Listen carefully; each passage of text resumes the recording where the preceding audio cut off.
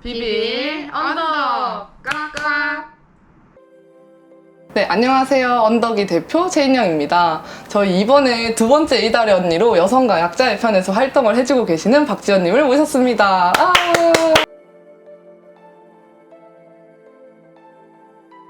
안녕하세요. 네. 반갑습니다. 네, 저희 이번에 이달의 언니를 모시게 되었는데 이제 선정되셨을 때 소감이 어떠셨나요? 감사했죠, 일단. 네, 감사했고 그동안 그러니까 저는 위에 언니가 있어가지고 제가 늘 동생이거나 제가 있던 그 공간들이 대부분 동생 포지션이었거든요. 근데 이제 언니라고 하시니 뭔가 쑥스럽기도 하고 또 감사하기도 하고 또 부끄럽기도 하고 언니라고 하니 조금 더 이제 멋있는 어른스러운 모습으로 보여드려야 되지 않을까라는 생각도 들었습니다. 박지연님 같은 경우에는 이제 N번방 사건을 처음으로 알리신 대학생 활동가 그룹 추적단 불꽃의 이제 불이라는 명칭으로 활동을 하셨어요. 이 N번방 추적단 불꽃 활동을 하시게 된 계기가 있으실까요? 2019년 7월에 그러니까 이 탐사 심층 르포 공모전을 나가게 되면서 이 불법 촬영에 대한 문제의식을 느끼고 이제 친구 한 명과 같이 좀 우리가 이 공모전에 나가보자 이제 교수님의 그런 추천을 받아서 공모전에 나가게 됐는데 그러다가 발견을 하게 됐었던 게 N번방이에요. 이 N번방이라는 것을 이제 처음 보고 저희도 너무 경악을 금할 수 없었고 좀 많이 충격적인 이제 2019년에 어떻게 우리나라에서 이런 일이 발생할 수 있을까라는 생각을 했었는데 그러니까 상황을 보고 이제 경찰에 신고하고 또 이제 내용들을 다 취재하고 추적하고 이제 체증하면서 이제 기록을 했죠. 기록하고 이제 이런 것들을 뿌리 뽑아야겠다. 이렇게 봐버린 이상 이거를 좀 해결하는 주체가 되어야겠다. 그렇지 않으면 이렇게 수많은 가해자들, 수천 명의 가해자들과 우리가 다를 게 뭔가라는 생각으로 그 활동을 좀 해보자 했는데 그게 이제 거의 뭐 3년 가까이 좀 진행을 하게 됐었던 것이고요. 그러면 이 N번방 사건 이후로 이제 이런 성차별이나 성범죄 관련해서 좀 변화한 게 있다고 느끼시나요? 그러니까 N번방 사건 이후로 변화한 것은 뭐 있죠. 꽤 있죠. 뭐 디지털 성범죄 같은 경우에는 예전에 그렇게 심각한 범죄라는 인식이 없었다면 이제는 이 디지털 성범죄, 특히 이제 N번방이라고 말하면 모르시는 분들이 거의 없잖아요. 네, 그랬을 때 이 성범죄, 이 디지털 성범죄가 심각한 범죄라는 인식이 생겼다라는 것 그리고 뭐 또 디지털 성범죄 양형 기준이 생긴 것도 있고 뭐 법적으로는 N번방 방지법이라고 하는 그런 법들이 이제 재개정된 부분도 있긴 하죠. 언덕이들이 좀 알면 좋을 것 같은 하시고 계신 활동 같은 것들이 있을까요? 지금 이 디지털 성범죄도 너무너무 큰 문제지만 이 온라인 환경이 궁극적으로 안전하지 못하다라는 문제의식에서 시작을 해야겠다라는 생각으로 안전한 온라인 환경 만들기 프로젝트를 지금 하고 있어요. 팀 댄서키라고 해서 제가 대학생 친구분들과 같이 좀 진행을 하고 있는 내용인데 우리가 이 경계성에 있는 이게 문제인지 아닌지 근데 난 분명히 피해를 본 것 같은데 좀 애매한 부분들에 있어서 그런 사례들을 수집을 하고 이런 온라인상에서 안전하지 않은 그런 환경에 내가 놓였던 수많은 경험들에 대한 사례를 수집하고 이에 대해서 좀 연구를 토대로 어떤 법률적인 부분이 좀 필요한지 어떤 인식 변화가 필요한지들에 대한 지금 조사를 좀 해보고 있는 중입니다. 네, 제가 이제 이달의 언니를 모시려고 지금 찾아보니까 이제 언덕이들이 멘탈 관리적인 부분에서 너무 물어보고 싶은 게 많을 것 같더라고요. 유독 악성 댓글 같은 걸 다시는 분들이 많은데 그럴 때 좀 멘탈 관리는 어떻게 하시는 편인가요? 사실 제가 이제 추적단 불꽃 활동할 때부터 멘탈적으로 좀 건강하지 않은 상황들을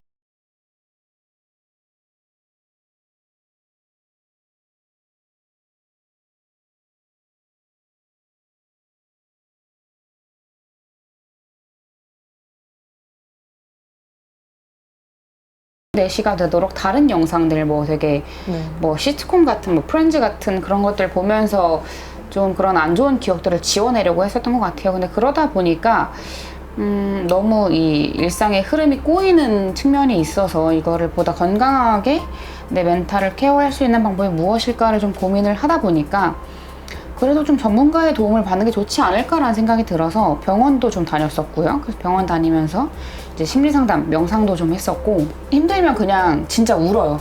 막 엉엉 울고 오히려 이렇게 엉엉 울고 나면은 되게 오히려 홀가분해지거든요. 그래서 그 홀가분한 마음을 가지고 방에서 나오면 배고파요. 그럼 이제 또 맛있게 먹고 또 이제 집 정리를 좀 하고 정리를 하다 보면은 이렇게 단순 노동을 좀 하다 보면 어느 정도 생각이 정리가 되더라고요. 그러고 나서 이제 내 마음이 감정에 좀 가다듬어졌다라고 이제 생각이 들 때 내가 어떤 부분이 힘들었었는지 어떤 것 때문에 내가 이런 감정을 느꼈는지 좀 글로 써보는 편이에요. 글로 쓰고 이제 그렇게 하면은 어느 정도 이 멘탈이 좀 관리가 되더라고요. 그러니까 그런 감정들을 혼자 삭히는 것보다는 그러니까 내가 주위에 정말 믿을 만한 나의 동료와 친구들에게 털어놓는 것도 저는 굉장히 중요한 부분이라고 생각을 해서 네, 그런 방법들을 좀 쓰고 있습니다. 그래도 뭔가 이걸 보고 있는 언덕이 분들께서 되게 그런 거 힘든 걸 받아들이는 게 뭔가 부끄럽다거나 그런 게 아니라고 느낄 것 같아요. 왜냐면 되게 멋진 언니 느낌이잖아요. 강한 되게 어린 언덕이들이 보기에는. 근데 언니가 엉엉 운다고 하니까 저 언니도 우는데 나도 울어도 되지 않을까? 라고 좀 위로를 받을 수 있을 것 같아요. 우는 건 창피한 게 아니니까. 그러면은 이제 힘들고 하실 때 믿을 만한 사람들과 함께 시간을 또 보낸다고 하셨는데 네. 좀 힘들 때 좀 도움이 되었던 언니 관련된 이야기도 있을까요? 딱 지금 생각나는 언니가 한 3명 정도 있거든요. 제가 대학 때 방학 때도 이제 집에 안 가고 자취방에서 혼자 있다가 되게 아팠던 적이 있어요. 근데 저랑 같이 여행을 갔었던 언니한테 이야기를 했는데 네. 그 언니가 죽이랑 이제 약이랑 사들고 저희 집에 이제 찾아와서 저를 이제 되게 섬세하게 케어해 줬을 때 그 언니가 너무너무 고마웠거든요. 22살 때인데 그때 기억이 저는 아직도 되게 따뜻한 추억으로 감사함으로 남아있고 또 하나는 이제 불꽃 활동할 때 저랑 이제 같이 했던 단이라는 친구가 저보다 1살 언니예요. 그래서 이제 그 친구 이제 거의 뭐 친구라고 이제 부르고 서로 이제 동료의 개념이긴 했지만 어쨌든 그러니까 동료이자 언니로서 저한테는 같이 함께 일을 할 수 있었던 이유로서 네, 단이가 또 함께 했었고요. 그리고 또 정치권에 들어와서는 사실 정치권에 들어와서는 이게 언니 동생의 개념보다는 동료의 개념이 더 강하긴 했는데 네, 이제 먼저 그 정치권에 들어왔던 언니들 그런 언니들의 그런 경험을 듣고 또 위로를 받고 하면서 지치지 않고 좀 나아갈 수 있지 않았나라는 생각이 들고요.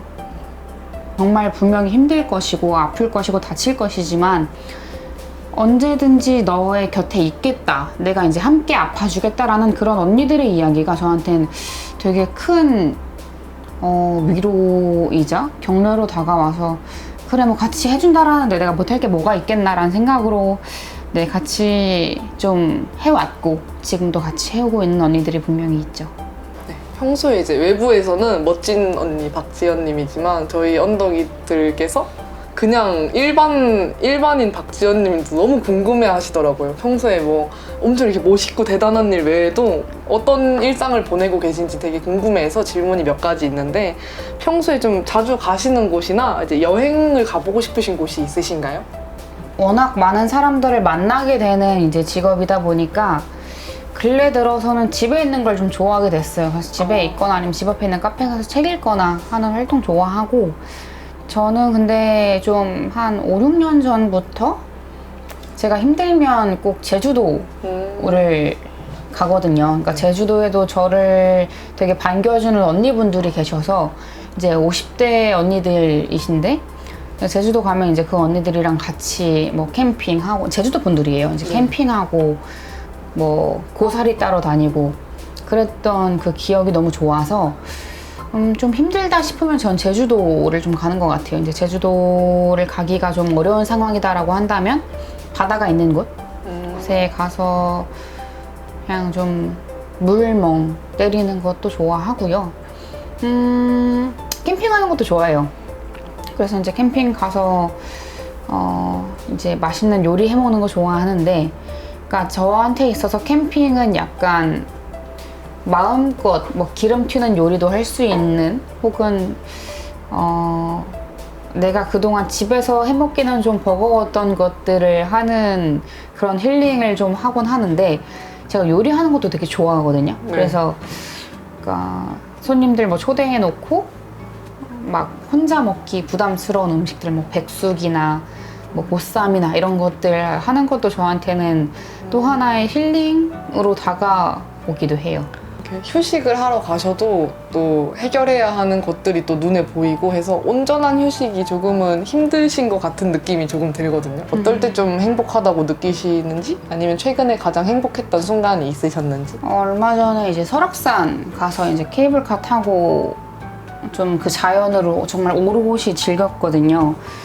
그럴 때 너무 좋더라고요. 이제 저도 원래 강원도 원주 사람이어서 이렇게 높은 그런 건물 빌딩들보다는 산, 뭐 계곡, 강 이런 것들이 더 저한테는 가까웠던 사람인데, 지금은 서울에 살고 있다 보니까 그렇게 좀 고향의 모습 같은 것들이 문득 때때로 더 그리워지는 것 같아요. 그래서 이제 그럴 때 좀 힐링을 많이 느끼고, 또 이제 요리하는 거 제가 좋아한다 그랬잖아요. 그래서 이제 그 요리를 하기 전에 장 보는 거 저 되게 좋아해요. 그럼 이거를 넣고 이거를 어떻게 좀 조리해서 이렇게 플레이팅을 하면 되겠다. 그 과정을 생각하는 걸 저는 좀 좋아해요. 자, 저희 벌써 인터뷰가 이제 마지막을 향해서 달려가고 있는데요. 저희 비비런더 공식 질문인데요. 나에게 언니란 네모다와 그 이유 한번 설명해 주시겠어요? 그러니까 나에게 언니란 무엇일까를 생각했을 때 사실 가장 잘 와닿는 건 비빌 언덕이더라고요. 아, 네. 그러니까 내가 힘들고 지칠 때 그 언니들한테 비빌 수 있다라는 거는, 그러니까 동생들보단 언니들한테 그렇게 할 수 있잖아요. 네.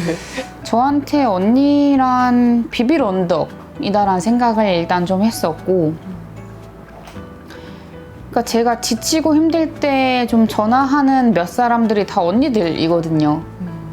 저한테 용기를 줬던 것도, 응원이 되어줬던 것도, 격려를 해줬던 것들도 다 언니들이라서, 뭐 1살 언니서부터 해가지고 한 60대 언니들까지 저한테는 되게 큰 언덕과 같은 존재로 돼주지 않았나라는 생각을 하나 했었고, 또 하나 나에게 언니란 무엇일까를 생각했을 때는 품이다.